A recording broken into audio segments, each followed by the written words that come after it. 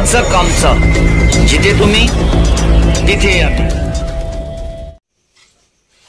नमस्कार, वचक आमच्या न्यूजमध्ये आपले स्वागत आहे. आपल्या शहरातील ताज्या घडामोडी पाहण्यासाठी वचक आमच्या न्यूजला लाईक करा, सबस्क्राईब करा. धन्यवाद. मी काय भोगलंय ते माझं मला माहिती आहे, माझ्या घरच्यांनी काय भोगलंय सोसलंय ते माझं मला माहिती आहे. सावंत सरांना पण धमक्या देतात, ते म्हणाले तसं मी रेकॉर्डच करत नाही फोन, काय द्यायच्या ते धमक्या द्या, कारण मी रेकॉर्ड केल्या की तर माझ्या शिव्या पण ऐकाव्या लागतील लोकांना, त्या मी बिंदास देऊ शकतो. आणि खूप माझ्या करिअरवर पण घाव घालायचा प्रयत्न केलाय, खूप काही नुकसान केलंय माझं पण. मी पण जर ठरवलं असतं की चला आता आपण मिळेल ते सिनेमे करायचे, आणि तर एवढा मी बरा ऍक्टर आहे की खूप चांगलं काम आता करत राहिलो असतो आणि या लोकांच्या वळचणीला शेपूट घालून, या लोकांची मान मोडून या लोकांच्या वळचणीला राहिलो असतो.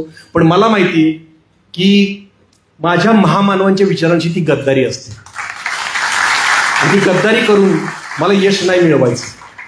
तिकडे आमचे किती म्हणजे अवॉर्ड फंक्शनमध्ये झगमगीत असे लाईट्स असतात, पण तुम्ही जे अवॉर्ड फंक्शन टीव्हीवर बघता ना, की अवॉर्ड घ्यायला एक नट येतो, त्याला पण मॅनेज करून अवॉर्ड दिलेलं असतं, आणि ज्या टाळ्या ऐकू येतात त्या खोट्या असतात. त्या खऱ्या टाळ्या माझ्यासाठी येत आहेत.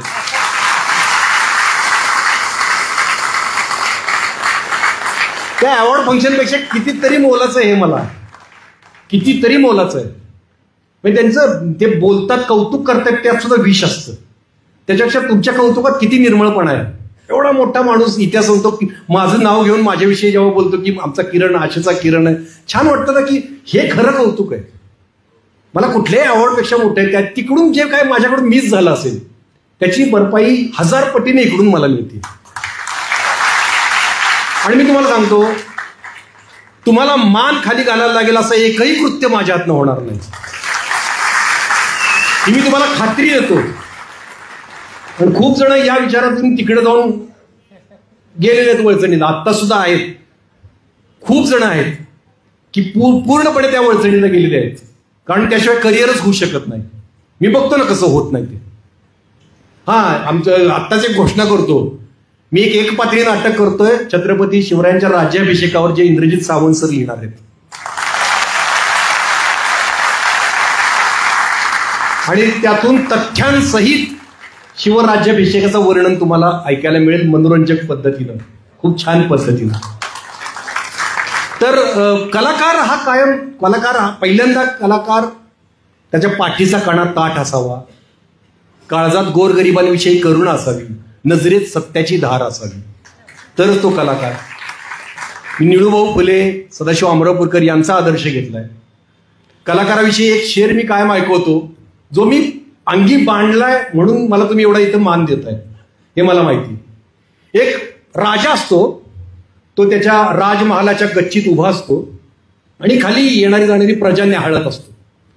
प्रजेतला प्रत्येकजण त्या राजाकडे बघितलं की मुजरा करून पुढे जात असतो. त्यामुळे राजा असा गर्वाने त्याची छाती 56 इंचाची ती 58 इंचाची होत असते की लोक माझ्याकडे मुजरा करतात बघून, आणि गर्वात राजा उभा असतो प्रजेकडे बघत, आणि कलंदर फाटका कलावंत तिकडून येत असतो. तो असाच असतो, पाठीचा कणा ताठ, नजरेत सत्याची धार, पण फाटका आपला असा. म्हणजे काय, तो अशी माणसं जास्त पैसेवाले नसतात. हे माझा कोट बघून याच्यावर जाऊ नका तुम्ही. तर तो येत असतो, पण ऍटिट्यूड त्याचा जबरदस्त असतो. तर तो राजाला बघून काही मुजराच करत नाही. राजा म्हणतो, कोण हा माणूस? हा माझ्यापेक्षा छोटा माणूस, फाटका माणूस, मला बघून मुजरा करत नाही, कोण आहे हा? तो कलावंत वर बघतो, राजाच्या डोळ्यात डोळे घालून बघतो आणि म्हणतो, तो उर्दू शेर आहे, उतर कर कस्त्रे आली से रूबरू तो आव. कस्त्र म्हणजे राजमहाल, राजवाडा, आली म्हणजे त्याचं टेरेस. उतर कर कस्त्रे आली से रूबरू म्हणजे माझ्या समोर. उतर कर कस्त्रे आली से मेरे रूबरू तो आओ, बुलंदी से हमारी ऊंचाई का अंदाजा नहीं होगा. अरे राजा, तू असशील देशाचा राजा, पण मी कलावंत आहे, मी तुझ्यापेक्षा उंच आहे, आणि मी तुला जाब विचारू शकतो. तो अधिकार माझ्या संविधानानं मला दिलाय. आता तुमचा जास्त वेळ घेत नाही, फक्त आमच्या क्षेत्रावरच आलं होतं म्हणून सांगतो की शेवट मला करताना काय करावं शेवट असं वाटत होतं. अचानक आता डोक्यात आलं की आत्ता जे घडलेली घटना आहे की नामदेव ढसाळांवरच्या एका सिनेमाला अडवून ठेवलंय सेन्सॉर बोर्डानं, आणि सेन्सॉर बोर्डाला एक सदस्याने विचारलं की कोण नामदेव ढसाळ, आम्हाला माहित नाही. आज मला असं वाटतंय ना, आज इंद्रजित सावंत सरांच्यामुळे एका क्रांतीची सुरुवात झालेली आहे. आता हे लांबपर्यंत जाणार आहे, ये बात दूर तलक जाएगी. आता इथंच नाही थांबणार. सावंत सर, आपण सगळे बरोबर आहे. आता सगळ्या लढाईत काही प्रसंग येतील, माझ्यावर पण प्रसंग येतील, मला माहिती तुम्ही पाठीशी उभे राहाल, सगळ्यांवर येतील, पण आपण काम पुढं करत राहायचं की हा क्रांतीचा वणवा पेटला पाहिजे. नामदेव ढसाळ म्हणतात, रक्तात पेटलेल्या आघाडीत सूर्यानो, त्याचा फायदा घेऊन समाजात मुस्लिम द्वेष पसरवण्याचा, समाजात दुही माजवण्याचा डाव जर उधळला गेला असेल तर फक्त इंद्रजित सावंत सरांच्यामुळे. त्याच्यामुळेच बहुतेक हातबल होऊन प्रशांत कोरटकर नावाचा नीच विचारधारेच्या गटारातला किडा सरांवर चिखलफेक करायला आला. तो प्रयत्न अयशस्वी झाला. पण मला काय वाटतं माहिती का सर, झालं ते बरं झालं. आपल्या महामानवांविषयी या विचारधारेच्या लोकांच्या मनात किती घाण भरली ही या निमित्तानं समोर आली. सर, आपल्याकडे जे भरकटलेले बहुजन आहेत त्यांना जी गोष्ट सांगायला आपल्याला 5-10 वर्ष जरी गेली असती ती एका फोनमुळे आली प्रकाशात. ज्या महामानवांचं नाव घेऊन तुम्हाला जय जयकार करायला लावत होते, तुम्हाला हिंदुत्व शिकत होते, त्याच महामानवांविषयी काय बोलतायत बघा. आज त्या कोरटकराची पळता भोई थोडी झाली. कुठं पळू कुठं लपू अशी त्याची अवस्था झाली. होणारच. अहो, छत्रपती संभाजी महाराजांना बाई बाटलीबाज ठरवणाऱ्या सावरकर, गोळवलकर, आणखीन एक पुण्याचा स्वतःला शिवशाहीर म्हणून घेणारा एक बाजारकोण काय इतिहासकार, यांच्या कलुषित विचारांवर पोचलेली ही पिलावळ आहे. कशाचा आधार नाही, कुठला पुरावा नाही, फक्त एक माज रक्तात असलेला पिढ्यानपिढ्या की आम्ही सर्वज्ञ. या माझापोटी उचलली जी लावली टाळ्याला. आम्ही जे बोलतो, तुम्हाला सांगितलं की सावंत सरांसारख्या इतिहासकारांच्या खांद्यावर बसून इतिहास बघतो आणि मग बोलतो. पण एक लक्षात ठेवा, जर तुम्ही असत्य कथन करणाऱ्या गाढवांच्या पाठीवर बसून इतिहासाचा विपर्यास बघितलात तर कोरटकर, सोलापूरकर सारखी दयनीय अवस्था होणार. ती गाढव लाता घालणारच तुम्हाला. जगद्गुरु संत तुकोबराय म्हणून गेलेत, एक ब्रह्मचारी गाढवा झोंबता. आता अभंग सांगायच्या आधी तुम्हाला सांगतो, ब्रह्मचारी म्हणजे प्रशांत कोरटकर आणि गाढव म्हणजे त्यांचे ते असत्य कथन करणारे इतिहासकार. एक ब्रह्मचारी गाढवा झोंबता हानोनिया लाता पळाले. ते एक अतिउत्साहात ब्रह्मचारी झालेला माणूस होता. ब्रह्मचर्य स्वीकारलं काही दिवसानंतर त्याला भावना अनावर व्हायला लागल्या, सहन होईना त्याला ब्रह्मचर्य. मग कुणाला कळू नये म्हणून ते गाढवाला झोंबायला गेलं. त्या गाढवानं नको तिथं नको इतक्या लाता घातल्याने ते पळून गेलं. तुकोबाराय म्हणतात, गाढवही गेले, ब्रह्मचर्य गेले, तोंड काळे झाले जगा माझी. हे ना ऐसे झाले, हे ना तैसे झाले, तुका म्हणे गेले वायाची ते.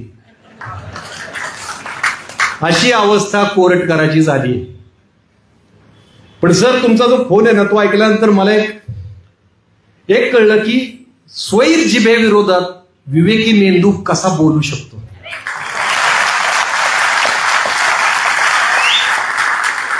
काय संयमानं तुम्ही उत्तरं दिली. मी विचार करत होतो की मी जर हा फोन रेकॉर्ड केला तर माझ्या शिव्या म्यूट करायला लागल्या असत्या.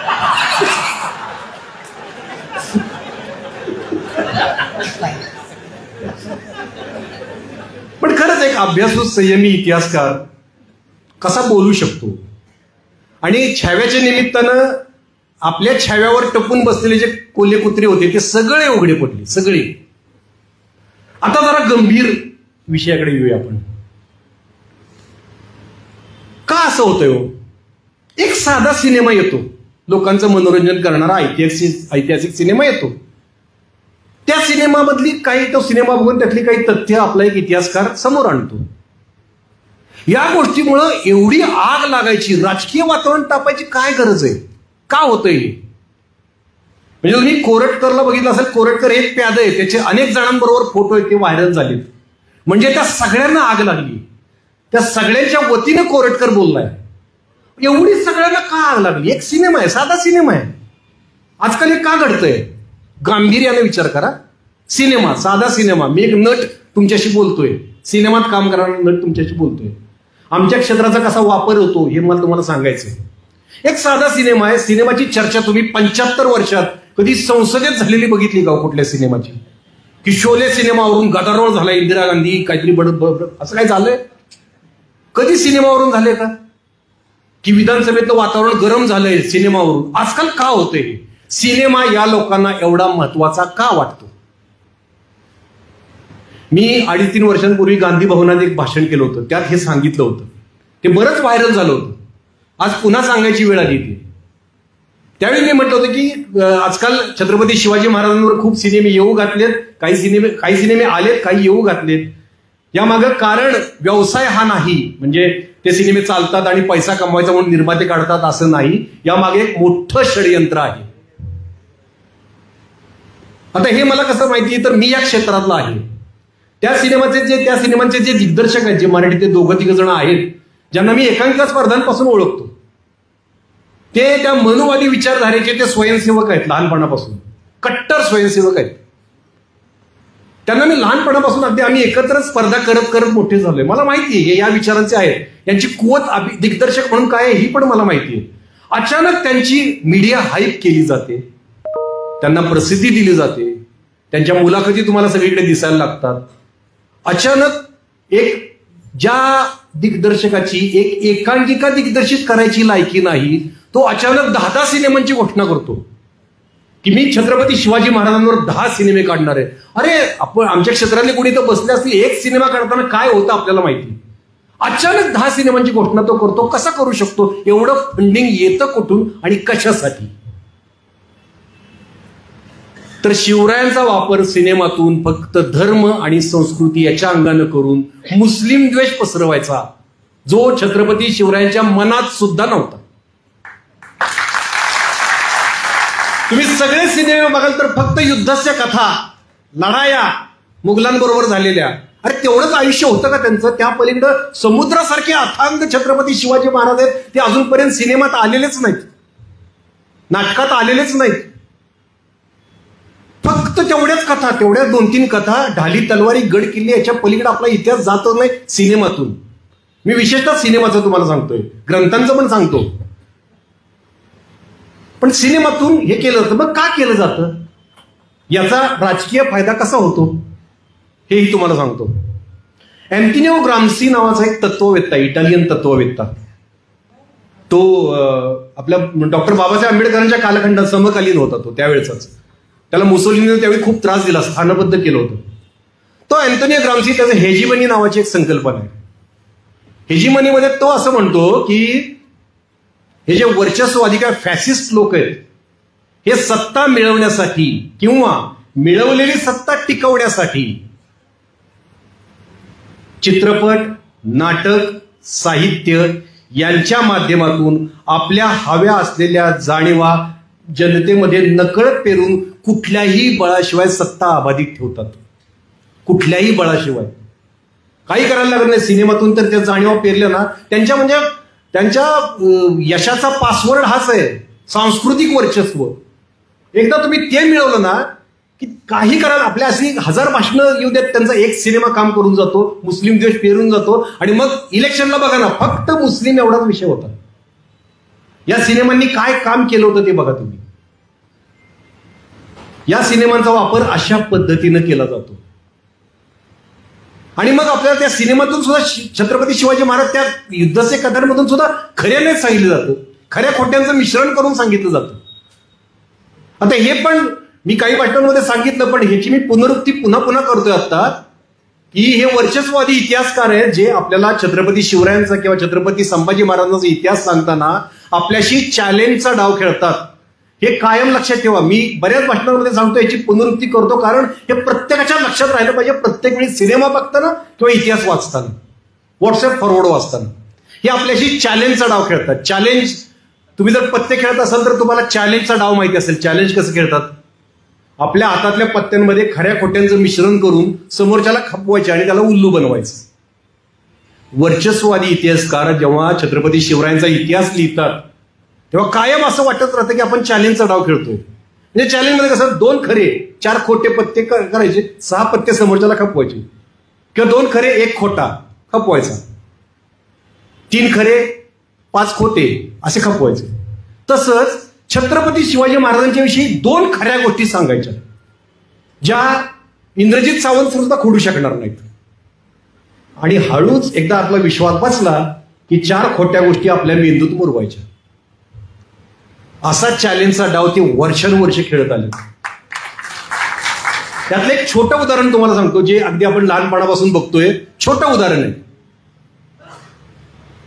आपलं सर्वसमावेशक स्वराज्याचं स्वप्न पूर्ण करणाऱ्या छत्रपती शिवाजी महाराजांना एक अत्यंत संकुचित बिरुद चिटकवण्यात आले पूर्वीपासून. कुठलं? गो ब्राह्मण प्रतिपालक, पहिल्यापासून. तर आता यातला चॅलेंजचा डाव तुम्हाला सांगतो. गो म्हणजे काय? गाय. गायीला आपल्या समाजात अत्यंत आदराची, जिव्हाळ्याची, पूज्यतेची भावना आहे. बहुजन घरांमध्ये गाय अत्यंत उपयुक्त असते, कष्टकरी घरांमध्ये. गायीचं रक्षण करणे यात वाईट काय आहे? चांगलंच आहे ना. छत्रपती शिवाजी महाराज गो प्रतिपालक होते का? तर होते. हा खरा पत्ता. आता यात खोटा पत्ता, गो ब्राह्मण प्रतिपालक. खपवला. कोण नाही म्हणतं याला? बरं, छत्रपती शिवाजी महाराज फक्त ब्राह्मणांचं रक्षण करत होते का हो? त्यांच्या प्रजेत असलेल्या मुसलमानांपासून 18 पगड जातीचं त्यांनी रक्षण केलं, सगळ्यांना समान न्याय दिला. पण तरी हे संकुचित बिरुद चिकटवलं गेलं. बाबा पुरंदरेंच्या इतिहासात, पूर्वीच्या इतिहासाच्या कुठल्याही तुम्ही पुस्तकात बघितलं तर पानोपानी गो ब्राह्मण प्रतिपालक, गो ब्राह्मण प्रतिपालक. मग जेव्हा आपल्या विचारवंतांनी अनेक पुराव्यांसहित ते सिद्ध केल्यानंतर 2015 नंतरच्या आवृत्तीतून तो शब्द काढला गेला, डिलीट केला. डिलीट केला म्हणजे तो खोटा होता. अशा पद्धतीनं चॅलेंजचा डाव आपल्याशी ते खेळत आले. म्हणजे आता छावानंतरची जी इंद्रजित सावंत सरांची मुलाखत प्रसिद्ध झाली त्यात पण एक चॅलेंजचा डाव आहे, तुम्हाला सांगतो मी. सावंत सरांनी सांगितलं की फ्रान्सिस मार्टिनची डायरी आहे, त्या डायरीत त्यांना सांगितलं की 2 ब्राह्मण सरकारकुनांनी संभाजी महाराजांना पकडून दिलं. आणि त्यांनी त्यावेळी हे पण सांगितलं की याच्यापूर्वी ते बऱ्याच अधिकाऱ्यांनी ते भाषांतर केलंय. तर त्यांनी सरदेसाईंचं एक भाषांतर सांगितलं. ते म्हणाले की त्यांनी पण फ्रान्सिसच्या डायरीचं भाषांतर केलंय. ते भाषांतरात त्यांनी, भाषांतर म्हणजे काय असतं, त्यानं जे लिहिलंय त्याचा अनुवाद रूपात. तर त्यांनी ते केलंय. त्यांनी लिहिलंय की 2 ब्राह्मण सरकारकुनांनी पकडून दिलं, कंसात कवी कलशाच्या द्वेषापोटी. हे स्वतःच्या मनाचं घातलं. खोटा पत्ता. सगळे खरे पत्ते त्यात एक खोटा पत्ता घुसडून दिला. आता याचं कारण काय? त्या गद्दारीची तीव्रता कमी करायची. म्हणजे त्यांनी केलं असेल, समजा ब्राह्मण सरकार कोणी पकडून दिलं असेल, पण छत्रपती संभाजी महाराजांच्या बद्दल द्वेष नव्हता बरं का, कवी कलशाबद्दल द्वेष होता. म्हणजे त्या गद्दारीची त्या तीव्रता कमी करायची, म्हणजे आपल्या मनातला राग कमी करायचा, हा हेतू असतो. तो अनेक सिनेमांमधून हा डाव खेळला जातो. आता शेर शिवराज नावाचा त्याच दिग्दर्शकाचा एक सिनेमा आहे, मराठीत आलाय. त्यातला एक सीन आहे कृष्णा कुलकर्ण्याला मारलेल्याचा. तो सीन आपण सगळे बहुजन आनंदानं व्हायरल करत असतो, सगळे व्हायरल करत असतो. त्यात एक खोटा पत्ता पण आपण व्हायरल करत असतो. तो खोटा पत्ता तुम्हाला सांगतो, 2-3 खोटे पत्ते तुम्हाला गमतीशीर सांगतो तो प्रसंग. की एक तर मी सावंत सरांशी सुद्धा या सीनवर खूप वेळा बोललोय, खूप उशीर बोललोय मी त्यांच्याशी. आता कसं आहे की मला त्यावेळी कसं वाटतं की त्यावेळीची इतकी धांदल असेल असं मला वाटतं. माझा तर्क सांगतो, म्हणजे मी माझ्या तर्कावर मी नाही विश्वास ठेवत, जे तथ्य आहेत त्याच्यावर आपण विश्वास ठेवला पाहिजे. पण मला काय वाटतं की अफजल खानाचा कोथळा बाहेर काढला, त्याला खलास केला, सय्यद बंडाचा हात उडवला. इतकी विचार करा, त्या परिस्थितीचा विचार करा. त्याचे हजारो सैन्य, आपलं मुठभर मावळे झुडपात लपून बसलेत, ते हल्ला करायला उठले. त्या काही मला वाटतं की कृष्णा कुलकर्णी समोर आला असेल, तलवार घेऊन त्यानं वार केला असेल, तो वार कपाळावर पुसटसा लागून गेला असेल, एका क्षणात एका शॉटमध्ये मुंडकं उडवलं असेल महाराजांनी, असं मला वाटतं. पण ठीक आहे ना, आपण जे इतिहासात लिहिले ते मान्य करूया. मला सावंत सर त्यावर फार संयमी वाटतं. ते मला म्हणले अहो असेल ते असेल, झाले असतील डायलॉग त्यांच्यात. तर आता त्यातले डायलॉग तुम्हाला सांगतो. पहिल्यांदा महाराज ताड ताड ताड ताड येतात, मागून कृष्णा कुलकर्णी खाली पडलेली तलवार उचलतो, धावत धावत येतो, म्हणतो राजे दगा केलात. हा कुठल्याही इतिहासात वाक्य नाही, पण त्यांनी केले. ठीक आहे, डायलॉग बाजी असावी सिनेमात. महाराज काय म्हणतात याच्यावर? दगा आम्ही केला? पहिला वार खानानं काढला. म्हणजे शाळेतला मास्तर तुम्हाला विचारतो ना, का मारलंच त्याला? नाही ना मास्तर, पहिल्यांदा त्यानं मला मारलं. एवढे अँसरेबल असतील का हो छत्रपती शिवाजी महाराज? अफजल खानाचा नोकर साधा त्याच्या हाताखालचा, त्याला अँसरेबल नाही नाही मी नाही बरं का, असं का करतील? बरं ठीक. त्यानंतर पुन्हा महाराज म्हणतात जा सोडला तुला. महाराज वाढतात, परत तो तलवारीत वार करतो. महाराज तो वार चुकवतात. महाराज म्हणतात की कृष्णाजी आम्हाच मजबूर करू नका तुम्हाला मारायला. मला असं सारखं असं शिवशिवत होत्यात. महाराज एवढा का विचार करतील? ज्यांनी पत्रात लिहिलंय ब्राह्मण म्हणून कोण मुलाईचा करतो, गनिमाचा गनिम तो तसाच नतीजा पावेल, या त्यांनी स्वतः लिहिलंय. पण म्हणलं ठीक आहे, सावंत सर मला म्हणले असू दे, झालं असेल तसं. नाही संयमी माणूस. मी सावंत सरांना फोन हवा असं कसं ते. तर परत महाराज म्हणतात की आम्ही ब्राह्मणावर वार केला तर शिवशंकर आम्हावर हसेल.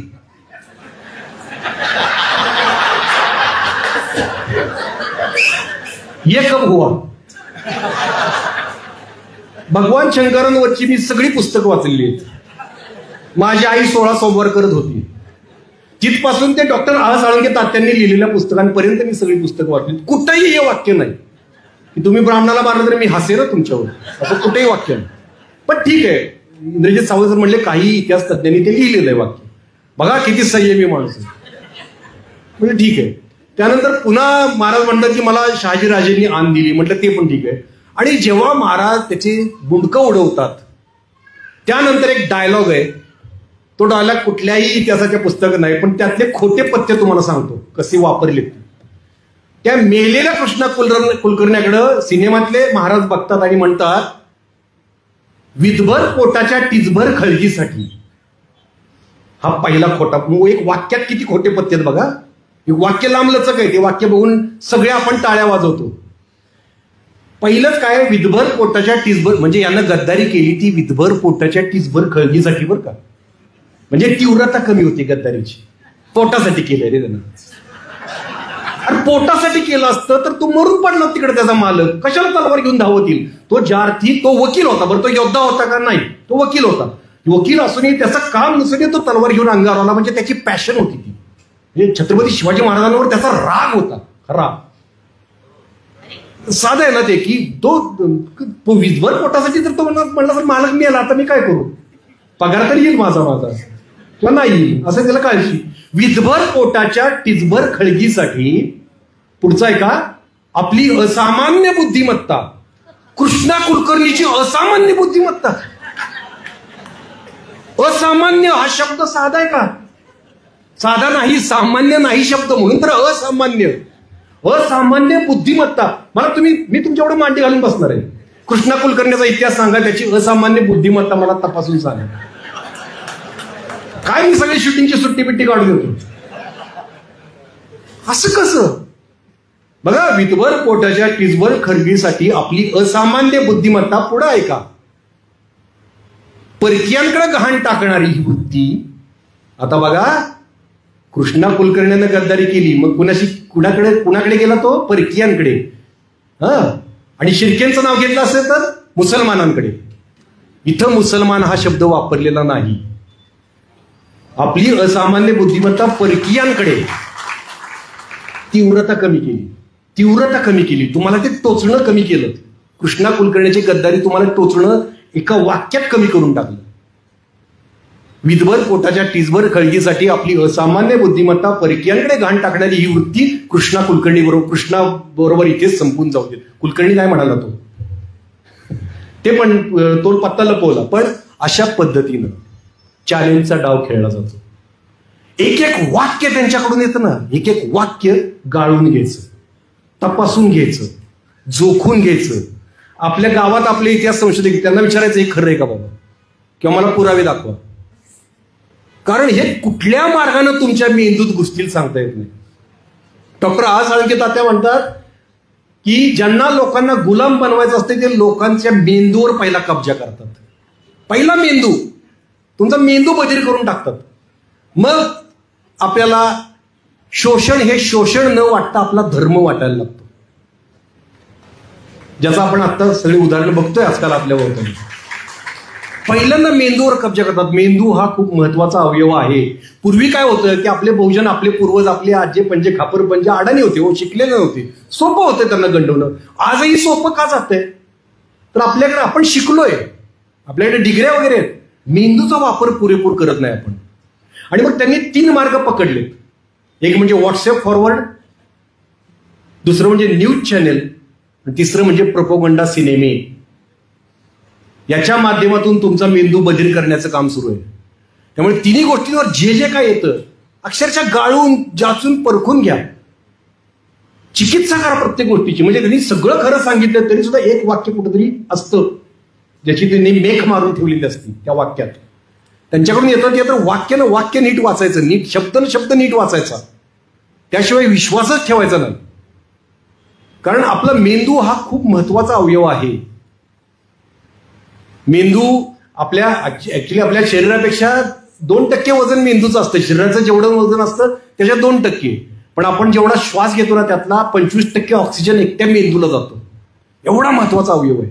14 अब्ज पेशी असतात त्यात. मेंदू ठरवतो की तुम्ही आयुष्यात कोण होणार आहे, तुम्ही अपयशी होणार आहे का यशस्वी होणार आहे, तुमचा उत्कर्ष होणार आहे का तुमची अधोगती होणार आहे, हे मेंदू ठरवतो.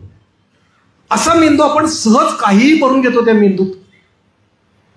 हे आपण आता टाळलं पाहिजे. आणि तुमच्या मेंदूत भरण्यासाठी आमच्या सिनेमा क्षेत्रातून भरभरून कचरा येतोय, खूप कचरा येतोय, अजून येतोय. पण तुमची मेंदू त्यांना तुमच्या मेंदूवर कब्जा मिळवायचा आहे. त्यामुळे आमच्या क्षेत्रापासून खूप सावध राहा. आमच्या क्षेत्रातून जे महामानवांचे सिनेमे येत आहेत प्रत्येक गोष्टीच्या बाबतीत सावध राहा.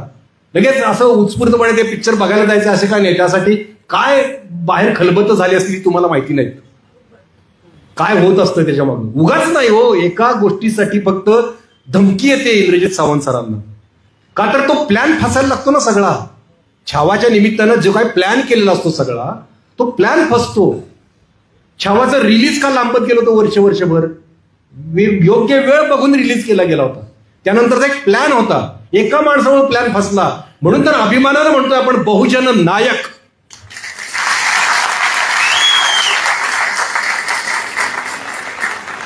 आमच्या क्षेत्रापासून सावध राहा. मी काय भोगलंय ते माझं मला माहितीये, माझ्या घरच्यांनी काय भोगलंय सोसलंय ते माझं मला माहितीये. सावंत सरांना पण धमक्या देतात. ते म्हणाले तसं मी रेकॉर्डच करत नाही फोन, काय द्यायच्या ते धमक्या द्या, कारण मी रेकॉर्ड केल्या की तर माझ्या शिव्या पण ऐकाव्या लागतील लोकांना. त्या मी बिंदास देऊ शकतो. आणि खूप माझ्या करिअरवर पण घाव घालायचा प्रयत्न केलाय, खूप काही नुकसान केलंय माझं पण. मी पण जर ठरवलं असतं की चला आता आपण मिळेल ते सिनेमे करायचे आणि तर एवढा मी बरा ऍक्टर आहे की खूप चांगलं काम आता करत राहिलो असतो आणि या लोकांच्या वळचणीला शेपूट घालून, या लोकांची मान मोडून या लोकांच्या वळचणीला राहिलो असतो. पण मला माहिती की माझ्या महामानवांच्या विचारांची ती गद्दारी असते. आणि ती गद्दारी करून मला यश नाही मिळवायचं. तिकडे आमचे किती म्हणजे अवॉर्ड फंक्शनमध्ये झगमगीत असे लाईट्स असतात. पण तुम्ही जे अवॉर्ड फंक्शन टीव्हीवर बघता ना, की अवॉर्ड घ्यायला एक नट येतो, त्याला पण मॅनेज करून अवॉर्ड दिलेलं असतं. आणि ज्या टाळ्या ऐकू येतात त्या खोट्या असतात. त्या खऱ्या टाळ्या माझ्यासाठी येत आहेत.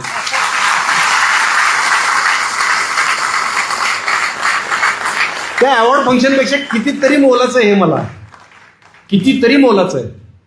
म्हणजे त्यांचं ते बोलतात, कौतुक करतात, त्यात सुद्धा विष असतं. त्याच्यापेक्षा तुमच्या कौतुकात किती निर्मळपणा आहे. एवढा मोठा माणूस इतिहास होतो की माझं नाव घेऊन माझ्याविषयी जेव्हा बोलतो की आमचा किरण आशेचा किरण आहे, छान वाटतं ना की हे खरं कौतुक आहे. मला कुठल्याही अवॉर्डपेक्षा मोठं आहे. त्या तिकडून जे काय माझ्याकडून मिस झालं असेल त्याची भरपाई 1000 पटीने इकडून मला मिळते. आणि मी तुम्हाला सांगतो, तुम्हाला मान खाली घालायला लागेल असं एकही कृत्य माझ्या हातनं होणार नाही. ही मी तुम्हाला खात्री देतो. पण खूप जण या विचारातून तिकडे जाऊन गेलेले आहेत वळचणीला, आत्ता सुद्धा आहेत. खूप जण आहेत की पूर्णपणे त्या वळचणीला गेलेले आहेत, कारण त्याशिवाय करिअरच होऊ शकत नाही. मी बघतो ना कसं होत नाही ते. आमचं आत्ताच एक घोषणा करतो, मी एक पात्री नाटक करतोय छत्रपती शिवरायांच्या राज्याभिषेकावर, जे इंद्रजित सावंत सर लिहिणार आहेत. आणि त्यातून तथ्यांसहित शिवराज्याभिषेकाचं वर्णन तुम्हाला ऐकायला मिळेल मनोरंजक पद्धतीनं, खूप छान पद्धतीनं. तर कलाकार हा पहिल्यांदा कलाकार त्याच्या पाठीचा कणा ताठ असावा, काळजात गोरगरिबांविषयी करुणा असावी, नजरेत सत्याची धार असावी, तरच तो कलाकार. मी निळूभाऊ फुले, सदाशिव अमरापूरकर यांचा आदर्श घेतलाय. कलाकाराविषयी एक शेर मी कायम ऐकवतो, जो मी अंगी बांधलाय म्हणून मला तुम्ही एवढा इथं मान देताय हे मला माहिती. एक राजा असतो, तो त्याच्या राजमहालाच्या गच्चीत उभा असतो आणि खाली येणारी जाणारी प्रजा न्याहाळत असतो. प्रजेतला प्रत्येकजण त्या राजाकडे बघितलं की मुजरा करून पुढे जात असतो. त्यामुळे राजा असा गर्वाने त्याची छाती 56 इंचाची ती 58 इंचाची होत असते की लोक माझ्याकडे मुजरा करतात बघून, आणि गर्वात राजा उभा असतो प्रजेकडे बघत, आणि कलंदर फाटका कलावंत तिकडून येत असतो. तो असाच असतो, पाठीचा काणा ताठ, नजरेत सत्याची धार, पण फाटका आपला असा. काय तो, अशी माणसं जास्त पैसेवाले नसतात. हे माझा कोट बघून याच्यावर जाऊ नका तुम्ही. तर तो येत असतो, पण ऍटिट्यूड त्याचा जबरदस्त असतो. तर तो राजाला बघून काही मुजराच करत नाही. राजा म्हणतो, कोण हा माणूस? हा माझ्यापेक्षा छोटा माणूस, फाटका माणूस, मला बघून मुजरा करत नाही, कोण आहे हा? तो कलावंत वर बघतो, राजाच्या डोळ्यात डोळे घालून बघतो आणि म्हणतो, तो उर्दू शेर आहे, उतर कर कस्त्र आली से रूबरू तो आव. कस्त्र म्हणजे राजमहाल, राजवाडा, आली म्हणजे त्याचं टेरेस. उतर कर कस्त्र आली से रूबरू म्हणजे माझ्या समोर. उतर कर कस्त्र आली से मेरे रूबरू तो आओ, बुलंदी से हमारी ऊंचाई का अंदाजा नहीं होगा. अरे राजा, तू असशील देशाचा राजा, पण मी कलावंत आहे, मी तुझ्यापेक्षा उंच आहे आणि मी तुला जाब विचारू शकतो. तो अधिकार माझ्या संविधानानं मला दिला. आता तुमचा जास्त वेळ घेत नाही, फक्त आमच्या क्षेत्रावरच आलं होतं म्हणून सांगतो की शेवट मला करताना काय करावं शेवट असं वाटत होतं. अचानक आता डोक्यात आलं की आत्ताच एक घडलेली घटना आहे की नामदेव ढसाळांवरच्या एका सिनेमाला अडवून ठेवलंय सेन्सॉर बोर्डानं, आणि सेन्सॉर बोर्डाला एक सदस्याने विचारलं की कोण नामदेव ढसाळ, आम्हाला माहित नाही. आज मला असं वाटतंय ना, आज इंद्रजित सावंत सरांच्यामुळे एका क्रांतीची सुरुवात झालेली आहे. आता हे लांबपर्यंत जाणार आहे, हे बात दूर तलक जाएगी. आता येतच नाही धावणार. सावंत सर, आपण सगळे बरोबर आहे, आता सगळ्या लढाईत काही प्रसंग येतील, माझ्यावर पण प्रसंग येतील, मला माहिती तुम्ही पाठीशी उभे राहाल, सगळ्यांवर येतील, पण आपण काम पुढं करत राहायचं की हा क्रांतीचा वणवा पेटला पाहिजे. नामदेव ढसाळ म्हणतात, रक्तात पेटलेल्या आघाडीत सूर्याचा लोकप्रियतेचा फायदा घेऊन समाजात मुस्लिम द्वेष पसरवण्याचा, समाजात दुही माजवण्याचा डाव जर उधळला गेला असेल तर फक्त इंद्रजित सावंत सरांच्यामुळे. त्याच्यामुळेच बहुतेक हातबल होऊन प्रशांत कोरटकर नावाचा नीच विचारधारेच्या गटारातला किडा सरांवर चिखलफेक करायला आला. तो प्रयत्न अयशस्वी झाला, पण मला काय वाटतं माहिती का सर, झालं ते बरं झालं. आपल्या महामानवांविषयी या विचारधारेच्या लोकांच्या मनात किती घाण भरली ही या निमित्तानं समोर आली. सर, आपल्याकडे जे भरकटलेले बहुजन आहेत त्यांना जी गोष्ट सांगायला आपल्याला 5-10 वर्ष जरी गेली असती, ती एका फोनमुळे आली प्रकाशात. ज्या महामानवांचं नाव घेऊन तुम्हाला जय जयकार करायला लावत होते, तुम्हाला हिंदुत्व शिकत होते, त्याच महामानवांविषयी काय बोलतायत बघा. आज त्या कोरटकराची पळता भोई थोडी झाली. कुठं पळू कुठं लपू अशी त्याची अवस्था झाली. होणारच. अहो, छत्रपती संभाजी महाराजांना बाई बाटलीबाज ठरवणाऱ्या सावरकर, गोळवलकर, आणखीन एक पुण्याचा स्वतःला शिवशाहीर म्हणून घेणारा एक बाजारकोण काय इतिहासकार, यांच्या कलुषित विचारांवर पोचलेली ही पिलावळ आहे. कशाचा आधार नाही, कुठला पुरावा नाही, फक्त एक माज रक्तात असलेला पिढ्यानपिढ्या की आम्ही सर्वज्ञ. या माझा पोटी उचलली जी लावली टाळ्याला. आम्ही जे बोलतो, तुम्हाला सांगितलं की सावंत सरांसारख्या इतिहासकारांच्या खांद्यावर बसून इतिहास बघतो आणि मग बोलतो. पण एक लक्षात ठेवा, जर तुम्ही असत्य कथन करणाऱ्या गाढवांच्या पाठीवर बसून इतिहासाचा विपर्यास बघितलात तर कोरटकर, सोलापूरकर सारखी दयनीय अवस्था होणार. ती गाढव लाता घालणारच तुम्हाला. जगद्गुरु संत तुकोबराय म्हणून गेलेत, एक ब्रह्मचारी गाढवा झोंबता. आता अभंग सांगायच्या आधी तुम्हाला सांगतो, ब्रह्मचारी म्हणजे प्रशांत कोरटकर आणि गाढव म्हणजे त्यांचे ते असत्य कथन करणारे इतिहासकार. एक ब्रह्मचारी गाढवा झोंबता हानोनिया लाता पळाले ते. एक अतिउत्साहात ब्रह्मचारी झालेला माणूस होता. ब्रह्मचर्य स्वीकारलं काही दिवसानंतर त्याला भावना अनावर व्हायला लागल्या, सहन होईना त्याला ब्रह्मचर्य. मग कुणाला कळू नये म्हणून ते गाढवाला झोंबायला गेलं. त्या गाढवानं नको तिथं नको इतक्या लाथा घातल्या आणि ते पळून गेलं. तुकोबाराय म्हणतात, गाढवही गेले ब्रह्मचर्य गेले, तोंड काळे झाले जगा माझी.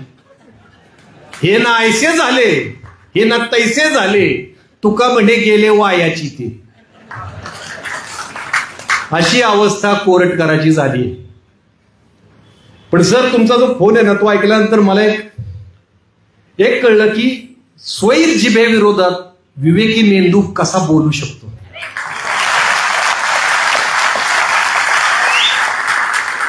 काय संयमाने तुम्ही उत्तरं दिली. मी विचार करत होतो की मी जर हा फोन रेकॉर्ड केला तर माझ्या शिव्या म्यूट करायला लागल्या असत्या.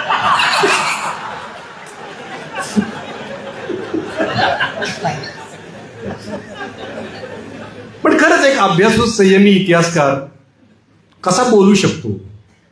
आणि छाव्याच्या निमित्तानं आपल्या छाव्यावर टपून बसलेले जे कोल्हे कुत्रे होते ते सगळे उघडे पडले, सगळे. आता जरा गंभीर विषयाकडे येऊया आपण. का असं होतंय हो? एक साधा सिनेमा येतो, लोकांचं मनोरंजन करणारा ऐतिहासिक सिनेमा येतो. त्या सिनेमामधली काही, तो सिनेमा बघून त्यातली काही तथ्य आपला एक इतिहासकार समोर आणतो. या गोष्टीमुळं एवढी आग लागायची, राजकीय वातावरण तापायची काय गरज आहे? का होतंय हे? म्हणजे तुम्ही कोरटकरला बघितलं असेल, कोरटकर एक प्याद आहे, त्याचे अनेक जणांबरोबर फोटो आहेत, ते व्हायरल झालेत. म्हणजे त्या सगळ्यांना आग लागली, त्या सगळ्यांच्या वतीनं कोरटकर बोललाय. एवढी सगळ्यांना का आग लागली? एक सिनेमा आहे, साधा सिनेमा आहे. आजकाल हे का घडतंय? गांभीर्याने विचार करा.